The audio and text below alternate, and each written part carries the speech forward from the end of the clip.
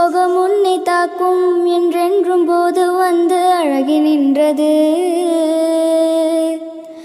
மனிதர் உணர்ந்து கொள்ள இது மனித காதல் அல்ல, அதையும் தாண்டி புனிதமானது.